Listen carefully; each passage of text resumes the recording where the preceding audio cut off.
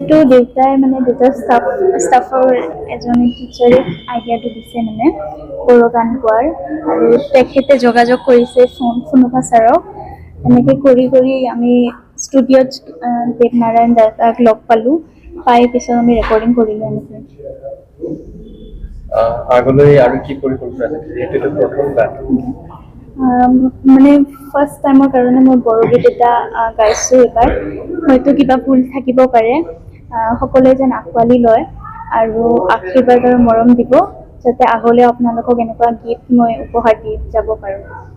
ইয়াৰ বাহিৰে আৰু কিবা গীত পৰিৱেশন কৰিছে অসমীয়া মোৰ এটা আগতে আপলোড দিয়া আছে গান 9 months বিফৰ আপলোড হৈছিল এপ্ৰিলত কলীয়া ফাগুন বুলি আছে মোৰ ইউটিউব চেনেলত পাব আপোনালোকে সেইটো এটা ফাৰ্ষ্ট মোৰ এছামিজ ছং আৰু আজি এইটো ফাৰ্ষ্ট এটা বড়ো ছং আপলোড এই নামটো কি আজিৰ গানটো ফাগুনী আবিৰ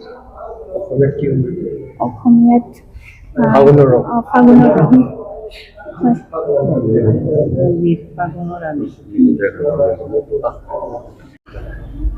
তো ভণ্টি মানে কাব্যাঞ্জলিত আছে ভণ্টি মানে মোৰ ষ্টুডিঅ'ত প্ৰথমবাৰ মানে বড়ো গান গোৱা হৈছে তো মই শুনিও মানে মোৰো ভাল লাগিছে তাৰমানে সি যে মানে ইমান ধুনীয়াকৈ বড়ো আমাৰ বড়ো মানে প্ৰনাউন্সিয়েশ্যন ভালকৈ মানে ধুনীয়াকৈ মানে ক'ব পাৰিছে মোৰ ভাল লাগিল তেখেতৰ লগত কাম কৰি মানে